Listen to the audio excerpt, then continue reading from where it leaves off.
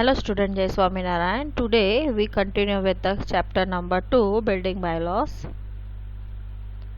Floor space index. The ratio of the total floor area including of all the walls of all the floors to the area of the land on which the building stands is known as floor space index. Floor space index क्या है कि total area जो भी है including walls, okay, जो भी walls है, okay, for example dining room है, लिविंग रूम है, अलग अलग रूम्स है। रेसिडेंशियल बंगलो की बात करें और रेसिडेंशियल बिल्डिंग की बात करें तो उसमें लिविंग रूम है, किचन है, then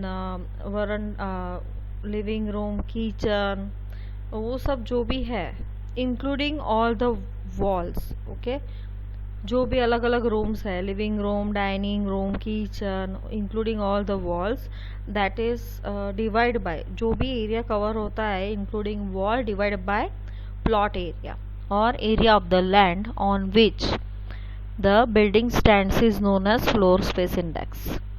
In some cities it is also known as the floor area ratio.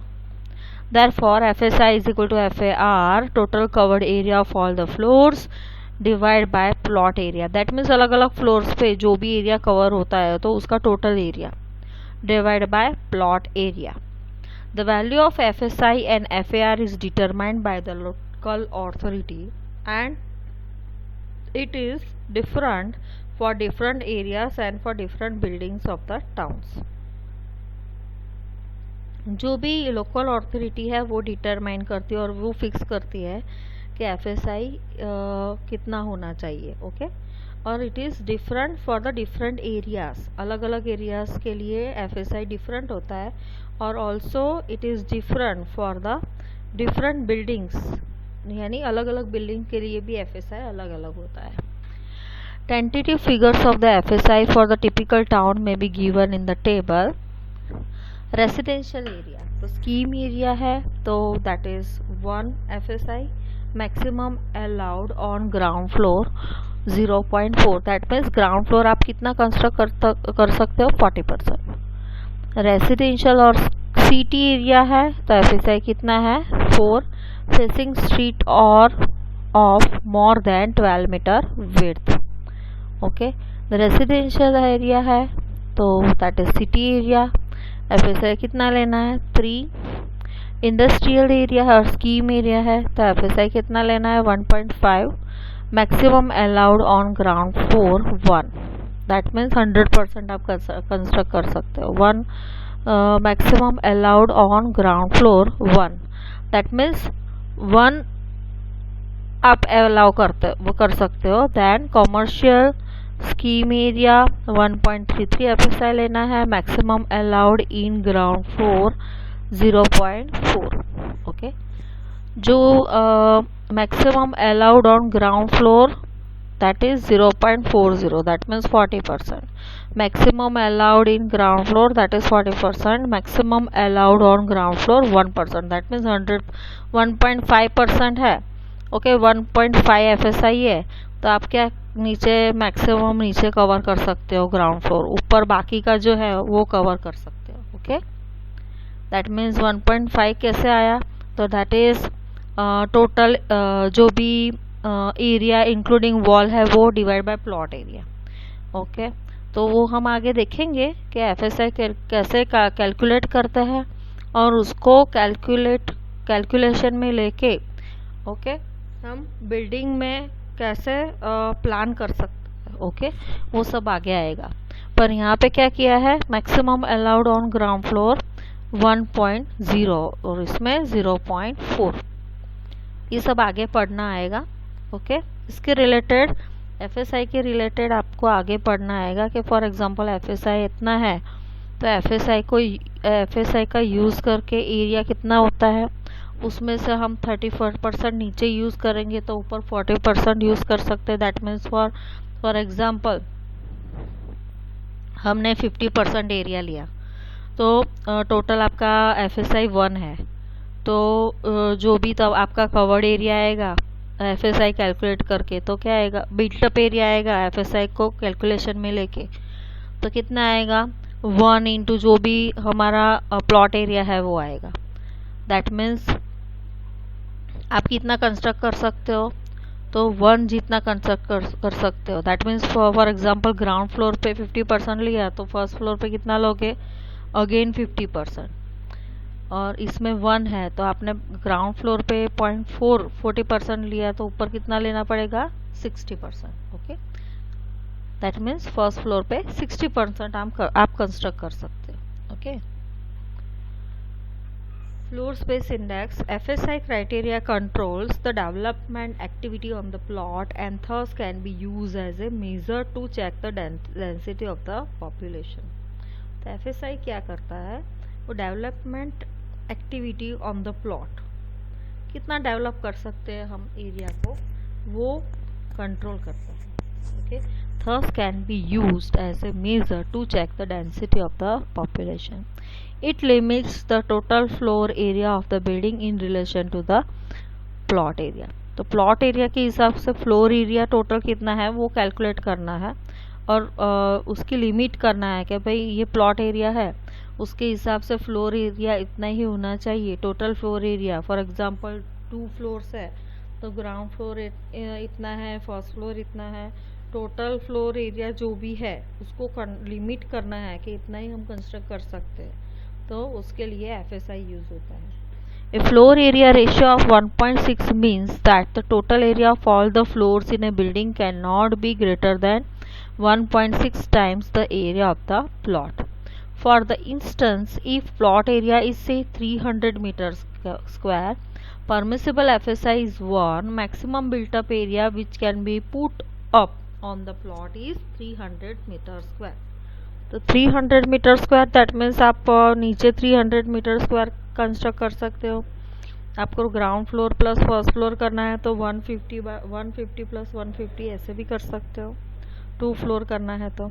Okay, this permissible built up area can either be consumed in 3 floors each being 100 meter square. आप 3 floor construct कर सकते हो, तो आपको 3 floor construct करना है। Okay, आपका plot area इतना है, 3 फ्लोर कंस्ट्रक्ट करना है, 1 FSI है तो आप 100 मीटर स्क्वायर का, for example ground floor 100 meter square, then first floor 100 meter square, then second floor is 100 meter square. Okay, then in 2 floors each being 150 meter square. Okay, आपको 2 floor तक construct करना है तो क्या कर सकते हो, that means ground floor plus first floor करना है तो टोटल आपके पास कितना है, 300 है तो 150 कर सकते हो। इन unused FSI indicates the potential और hidden value of the land. Floating FSI क्या है, फॉर एग्जाम्पल आपने कोई एरिया लिया है, उसका आपने एरिया में जो भी एरिया है उसमें कंस्ट्रक्शन कर दिया है। Okay, for example 3000 meter square में कंस्ट्रक्शन कर दिया है। ओके, तो आपको क्या करना पड़ेगा, आपका FSI इतना है 1, प्लॉट एरिया इतना है 2000 मीटर स्क्वायर, पर आपने कंस्ट्रक्शन कर दिया है 3000, तो आपको क्या करना पड़ेगा, 1000 मीटर स्क्वायर निकालना पड़ेगा। ओके, उसका एक आप एग्जाम्पल लेते हैं, the novel idea of using the available FSI और FAR of a particular plot. For example एक ऑनर है, उसके पास 2 ज़मीन है। ओके, और उसका FSI यूज़ करना है, फॉर एग्जाम्पल FSI 1 है, तो ऐसा ज़रूरी नहीं है कि भाई एक जो भी FSI है ऑफ रेसिडेंशियल बिल्डिंग जो भी FSI 1 लगाया तो प्लॉट एरिया फॉर एग्जांपल उसके पास 2000 मीटर स्क्वायर का प्लॉट है, दूसरा प्लॉट है वो फॉर एग्जांपल 1000 मीटर स्क्वायर का प्लॉट है। ओके, तो और FSI 1 है, उसको कंस्ट्रक्ट करना है 3000 मीटर स्क्वायर, तो वो 2000 मीटर स्क्वायर जो भी प्लॉट एरिया 1 है उसमें भी कंस्ट्रक्ट कर सकता है 2000 मीटर स्क्वायर, और दूसरा 1000 मीटर स्क्वायर में वो कंस्ट्रक्ट कर सकता है। पर for example plot area 2000 meter square है तो उसमें 3000 मीटर स्क्वायर में वो कोई भी कंस्ट्रक्शन नहीं, 3000 मीटर स्क्वायर यूज नहीं कर सकता। Okay, that means the novel idea of using the available FSI, that means 2 जमीन में आप FSI लेके ऑनर जो भी है, एक ही ऑनर है दोनों ज़मीन का और FSI 1 ही है, तो उसको कंस्ट्रक्शन करना है तो 2000 मीटर स्क्वायर में वो 3000 नहीं कंस्ट्रक्ट कर सकता, पर उसके पास ऑलरेडी ज़मीन है तो वो 1000 मीटर स्क्वायर उसमें दूसरी ज़मीन में कंस्ट्रक्ट कर सकता है. The novel idea of using the available FSI or FAR of a particular plot of land on some other land has been advanced in recent times, and this right is known as a floating FSI or a system of transferable development rights. The essential condition would be that both the lands must fall within the jurisdiction of the local authority which permits the use of the floating FSI. The use of floating FSI is generally made to regularize the excess FSI is utilized by the owner or developer on his plot. For example, let us assume that the plot area is 2000 meter square. Permissible FSI is 1, hence the total construction of 2000 meter square built up area can be made. But suppose the developer has already made constructed, that means उसने construction कर दिया है. कितना construction कर दिया है? 3000 meter square construction कर दिया है. ओके, FSI में क्या होता है, जो भी एरिया ऑफ फ्लोर्स है वो ओवरऑल कैलकुलेट होता है. तो फॉर एग्जांपल उसने 2000 मीटर स्क्वायर की जगह पे उसने क्या किया है, 3000 मीटर स्क्वायर में कंस्ट्रक्ट कर दिया है. तो it is evident that he will be force to remove 1000 meter square of the constructed area. That means उसको 1000 मीटर स्क्वायर रिमूव करना पड़ेगा. वो 2000 मीटर स्क्वायर तक ही वो कंस्ट्रक्ट कर सकेगा. Okay, if the local authority agrees he can as an alternative purchase of a plot. That means for example उसको construction ज़्यादा करना है तो अलग से वो प्लॉट लेगा 1000 मीटर स्क्वायर में का, और सेम कैरेक्टर और जो भी सेम कंस्ट्रक्शन है वो 1000 मीटर स्क्वायर में कंस्ट्रक्ट कर सकता है with a similar character, and then gives an undertaking that it will be kept permanently open. Its permissible FSI of unity may be treated as consumed for the plot on which an excess built up area of 1000 meter square has been put up. Thus the permissible FSI of the newly purchased plot floats and settles on the plot of length with the existing structure. That means आपको FSI लेना है, पर जो भी आपको FSI दिया है 1, तो आपको कंस्ट्रक्शन करना है तो वो प्लॉट एरिया के हिसाब से ही आपको कंस्ट्रक्शन करना पड़ता है. ऐसा नहीं है कि आपको प्लॉट एरिया के हिसाब से कंस्ट्रक्शन नहीं करना है. For example plot area 3000 meter square है तो उतना ही आप कंस्ट्रक्शन कर सकते हो. ओके, दैट मीन्स उसमें वापस क्या आएगा, सेटबैक वगैरह आएगा. तो एक प्लॉट फॉर एग्जांपल नीचे के फ्लोर में आपको कितना फ्लोर बनाना है उसके हिसाब से FSI कैलकुलेट करना होता है. FSI उसके हिसाब से होता है. ओके, आपको फॉर एग्जांपल नीचे ग्राउंड फ्लोर में 40% कंस्ट्रक्ट करना है, देन 30% ऊपर फर्स्ट फ्लोर में कंस्ट्रक्ट करना है. ओके, एंड अगेन 30% ऊपर सेकेंड फ्लोर में कंस्ट्रक्ट करना है, तो ऐसा भी कर सकते हो. ओके, बट फ्लोटिंग यानी क्या कि उसको ज़्यादा कंस्ट्रक्ट उसमें नहीं कर सकता, बट वो सेम ज़मीन लेके वो क्या कर सकता है, अगेन जो 1000 मीटर स्क्वायर का जो भी उसको कंस्ट्रक्शन करना था, ओके, वो सेम ज़मीन लेके उसको कनेक्ट रख के, ओके, उसके कनेक्टेड वो वापस 1000 मीटर स्क्वायर बिल्ड कर सकता है. Okay, FSI of unity may be treated as a consume for the plot on which an excess built up area of 1000 meter square has been put up. Thus the permissible FSI of newly purchased plot floats and settles on the plot of land with existing structure.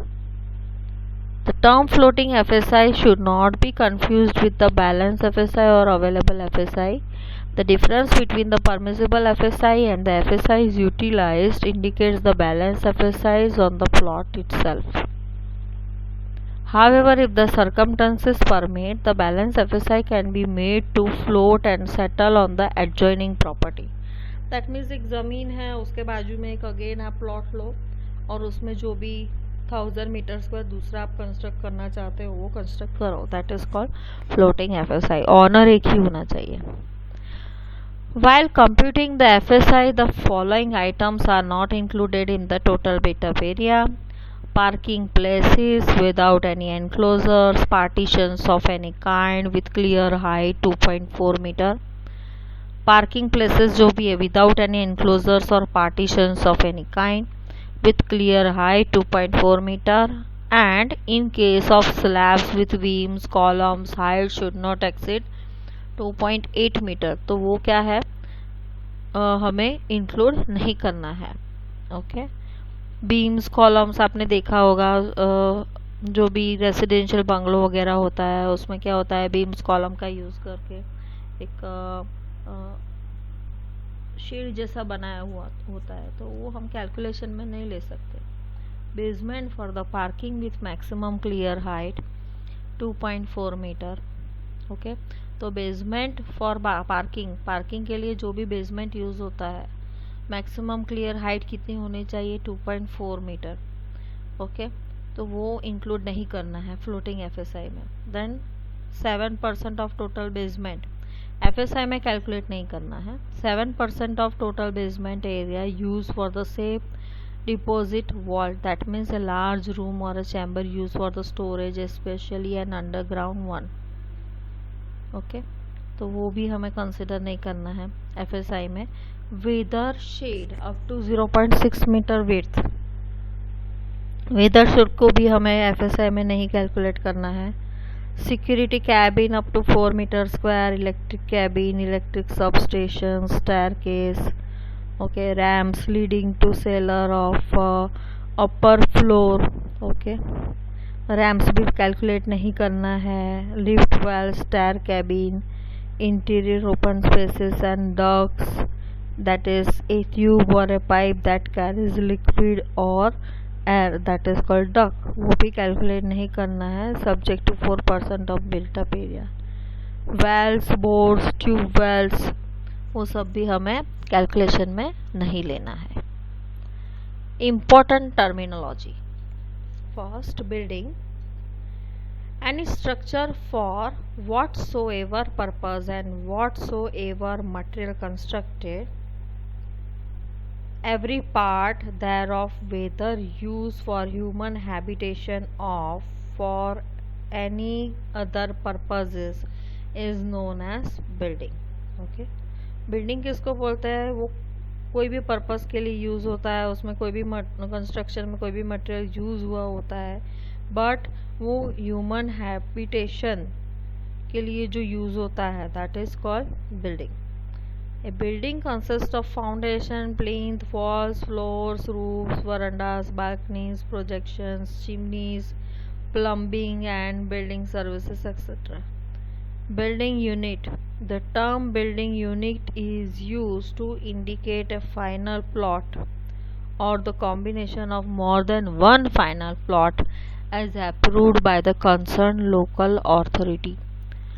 So that means one plot हो or a combination of more than one final plot हो, okay, that is called building unit। Basement or cellars, the lower story of the building below or partly below the ground level is known as basement or cellar। It is said that at least 1.5 meter of its original height should be below the ground level। Height कितनी होनी चाहिए basement की, at least 1.5 meter of total height should be below the ground. Below the ground कितनी height होनी चाहिए, 1.5 metre at least होनी चाहिए, तो ही उसको बेसमेंट बोल सकते हैं। Consolidated open plot for a particular development of the site, a certain percentage of the land area is kept open as an open space, it is known as a consolidated open plot। The usual percentage of consolidated open plot is 30% of the total area and no projections except the weather shade of 0.6 meter width, gallery of 1.2 meter width and steps are permitted। Consolidated open space is 30% of total area and no projections except with a shade of 0.6 meter width. Okay, gallery of 1.2 meter width and steps are permitted. Okay, usual percentage of COP is 30% of the total land area. No projections, कोई भी projection except weather shade of 0.6 meter width. For example 0.6 meter width है weather shed की, okay, और gallery of 1.2 meter width, gallery 1.2 meter width and steps are permitted in consolidated open spaces.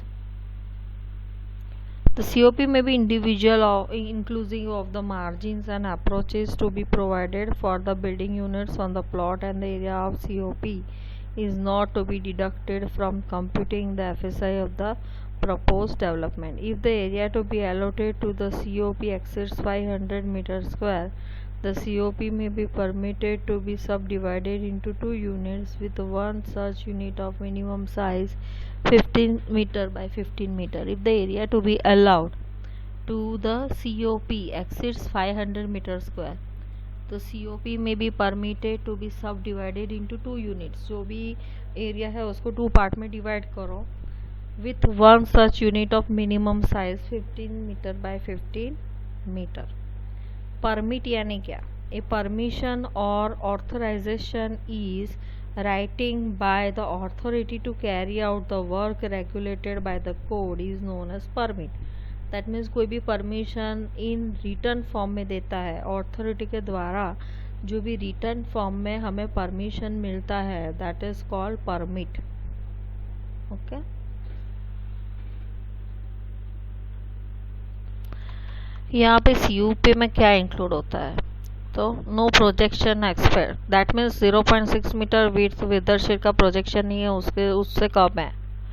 Then gallery of 1.2 meter width, okay, तो gallery की width 1.2 meter है and steps also are included in the consolidated open plot.